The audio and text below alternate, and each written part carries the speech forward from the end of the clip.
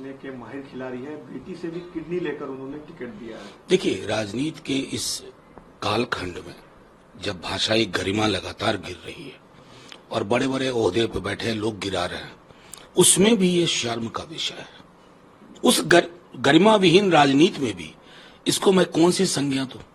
ये कौन सी जुबान बोल रहे हैं सम्राट जी?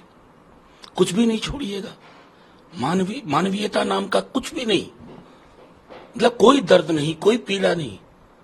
आप एक पिता पुत्री के रिश्ते पे इस तरह की ओछी टिप्पणी करके ना, आप लालू जी का कुछ नहीं बिगाड़ पा रहे हैं, रोहिणी जी का कुछ नहीं बिगाड़ पा रहे हैं। आपने अपने बारे में पूरी दुनिया को बता दिया कि आपकी सोच, आपकी समझ में कितना ओछापन, कितना घटियापन है।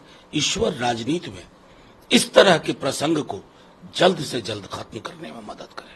रोहिणी आचार्य जो कि एग्रेसिव ट्वीट करती है, उन्होंने कल लिखा कि ओछी राजनीति का जवाब बिहार की जनता देगी। देखिए, बिल्कुल बिहार की जनता, देखिए बिहार, एक बात समझ लीजिए, राजद, भाजपा, वामदल, कांग्रेस, बिहार की राजनीति में अभी तक पॉलिटिकल अपोनेंट के लिए भी एक गरिमामयी भाषा का इस्तेमाल हुआ करता है।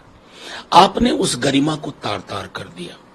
बिहार की जनता किसी जाति समुदाय की हो, एक लक्ष्मण रेखा रखती है, आपने उस लक्ष्मण रेखा को लांघ दिया। अब आपकी पार्टी क्या सोचती है? प्रधानमंत्री जी अपने ऊपर अपनी आलोचना को भी गाली में तब्दील करके कहते हैं 104 हो गया। मैंने प्रधानमंत्री जी की जुबान से कल से कुछ भी नहीं सुना। क्या ये है बेटियों के प्रति आपकी सोच, सामूहिक सोच बीजेपी की? मैं प्रधानमंत्री जी के समक्ष, क्योंकि उनसे बड़ा तो नेता कोई है नहीं उस दल में, उन्हीं के समक्ष ये सवाल रख दे रहा हूं। केजरीवाल को ईडी ने अरेस्ट कर लिया, अब रेजिग्नेशन की मांग हो रही कि रिजाइन नहीं करेंगे तो सरकार कैसे चलेगी? जेल से चलाएंगे? मैं माफ कीजिएगा, मैंने कल भी कहा था, ईडी ने अरेस्ट नहीं किया, मोदी जी और अमित शाह जी ने अरेस्ट किया। अभी बिहार भी आएंगे, झारखंड तो चले गए, तो और पूरी पॉलिटिकल लड़ाई को इन्होंने एक नया आकार दे दिया। ये नया लोकतंत्र है।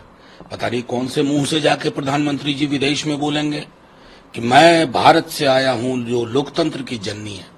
मां के साथ ये व्यवहार, एक तरफ अकाउंट फ्रीज कर रहे हैं, ईडी, आईटी, सीबीआई, इन तीनों को लगा करके, ताकि चुनाव के नाम पर एक नौटंकी हो, एक स्वांग हो।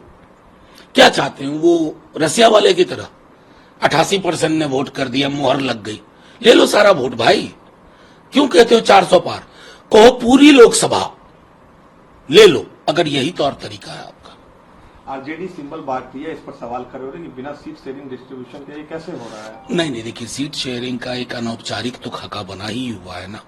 जो आवंटित सीटें हैं हमारे सहयोगियों के लिए, उस पर सिंबल नहीं हो रहा, क्योंकि फर्स्ट फेज बहुत करीब था और होली की छुट्टियां थी, ये हुआ है। लेकिन जाहिर है जो भी हमारे कुछ मित्रों को उसमें उसकी आलोचना कर रहे हैं, वो सब हम लोग उसको मिल बैठ करके सुलझा लेंगे। एनडीए और बीजेपी ने भी अभी तक बिहार में पत्ते नहीं खोले अपने कैंडिडेट से। अब उनके बारे में मैं क्या टिप्पणी करूं? अभी वो उनको ईडी, आईटी, सीबीआई से फुर्सत नहीं है। अभी तो वो भी देखना है ना, उनके समक्ष बहुत काम है, आप लोग नहीं समझ रहे हैं। अरेस्ट करवाना है लोगों को। बिहार में भी एक लिस्ट बनी हुई है, एक एक व्यक्ति को, चपरासी ड्राइवर तक को नहीं छोड़ा जाएगा, ताकि आपको किसी न किसी तरह बांध के रखा जाए। तो उनको सीट डिस्ट्रीब्यूशन के लिए कहाँ टाइम है? बेचने के माहिर खिलाड़ी है, बेटी से भी किडनी लेकर उन्होंने टिकट दिया है। देखिए, राजनीति के इस कालखंड में जब भाषाई गरिमा लगातार गिर रही है और बड़े बड़े ओहदे पे बैठे लोग गिरा रहे हैं, उसमें भी ये शर्म का विषय है। उस गरिमा विहीन राजनीति में भी इसको मैं कौन सी संज्ञा दूं? ये कौन सी जुबान बोल रहे हैं सम्राट जी? कुछ भी नहीं छोड़िएगा, मानवीयता नाम का कुछ भी नहीं, मतलब कोई दर्द नहीं, कोई पीड़ा नहीं। आप एक पिता पुत्री के रिश्ते पे इस तरह की ओछी टिप्पणी करके ना, आप लालू जी का कुछ नहीं बिगाड़ पा रहे हैं, रोहिणी जी का कुछ नहीं बिगाड़ पा रहे हैं। आपने अपने बारे में पूरी दुनिया को बता दिया कि आपकी सोच, आपकी समझ में कितना ओछापन, कितना घटियापन है। ईश्वर राजनीति में इस तरह के प्रसंग को जल्द से जल्द खत्म करने में मदद करे। रोहिणी आचार्य जो कि एग्रेसिव ट्वीट करती है, उन्होंने कल लिखा कि ओछी राजनीति का जवाब बिहार की जनता देगी। देखिए, बिल्कुल बिहार की जनता, देखिए बिहार, एक बात समझ लीजिए, राजद, भाजपा, वामदल, कांग्रेस, बिहार की राजनीति में अभी तक पॉलिटिकल अपोनेंट के लिए भी एक गरिमामयी भाषा का इस्तेमाल हुआ करता है। आपने उस गरिमा को तार तार कर दिया। बिहार की जनता किसी जाति समुदाय की हो, एक लक्ष्मण रेखा रखती है, आपने उस लक्ष्मण रेखा को लांघ दिया। अब आपकी पार्टी क्या सोचती है, प्रधानमंत्री जी अपने ऊपर अपनी आलोचना को भी गाली में तब्दील करके कहते हैं 104 हो गया। मैंने प्रधानमंत्री जी की जुबान से कल से कुछ भी नहीं सुना। क्या ये है बेटियों के प्रति आपकी सोच, सामूहिक सोच बीजेपी की? मैं प्रधानमंत्री जी के समक्ष, क्योंकि उनसे बड़ा तो नेता कोई है नहीं उस दल में, उन्हीं के समक्ष ये सवाल रख दे रहा हूं। केजरीवाल को ईडी ने अरेस्ट कर लिया, आप रेजिग्नेशन की मांग हो रही कि रिजाइन नहीं करेंगे तो सरकार कैसे चलेगी, जेल से क्या चलाएंगे? मैं माफ कीजिएगा, मैंने कल भी कहा था ईडी ने अरेस्ट नहीं किया, मोदी जी और अमित शाह जी ने अरेस्ट किया। अभी बिहार भी आएंगे, झारखंड तो चले गए, तो और पूरी पॉलिटिकल लड़ाई को इन्होंने एक नया आकार दे दिया। ये नया लोकतंत्र है। पता नहीं कौन से मुंह से जाके प्रधानमंत्री जी विदेश में बोलेंगे कि मैं भारत से आया हूं जो लोकतंत्र की जननी है। मां के साथ ये व्यवहार, एक तरफ अकाउंट फ्रीज कर रहे हैं, ईडी, आईटी, सीबीआई, इन तीनों को लगा करके, ताकि चुनाव के नाम पर एक नौटंकी हो, एक स्वांग हो।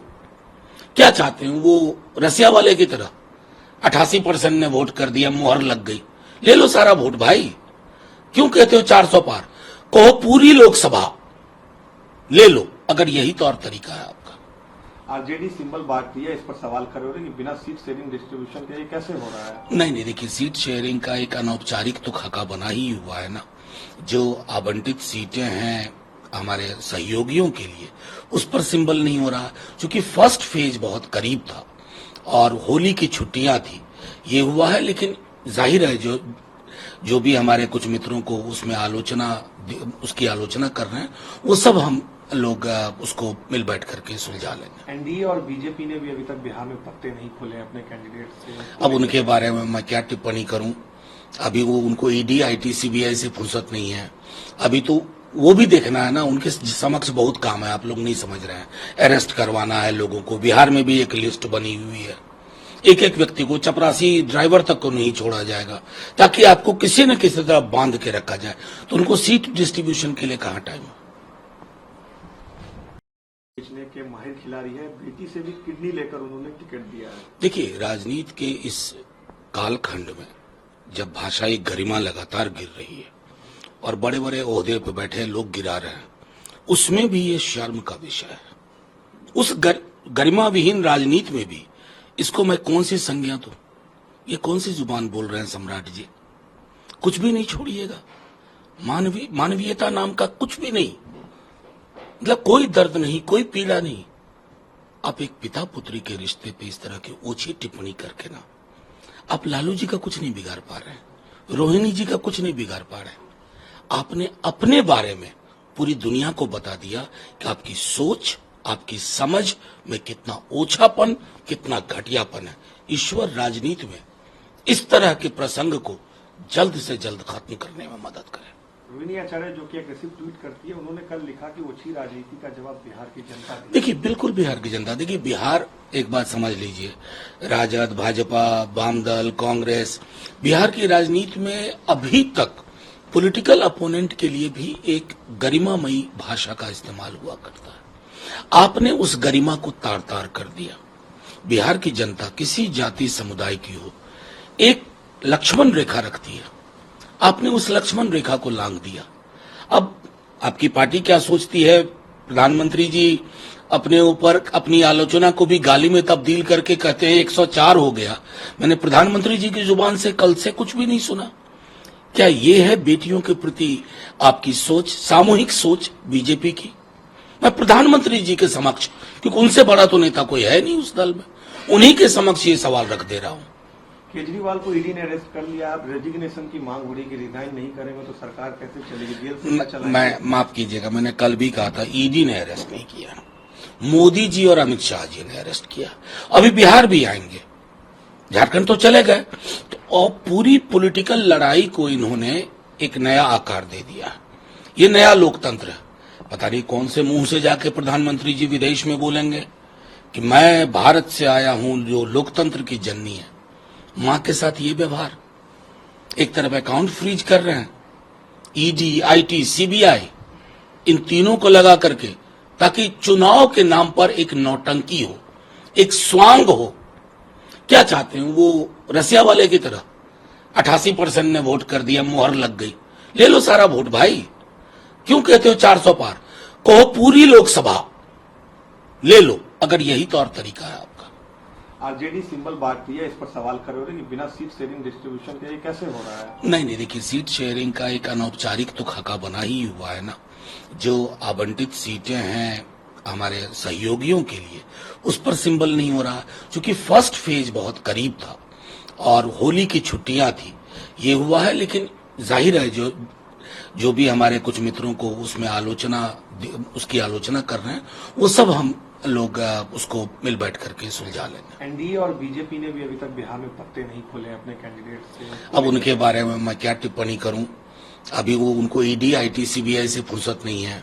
अभी तो वो भी देखना है ना, उनके समक्ष बहुत काम है, आप लोग नहीं समझ रहे हैं।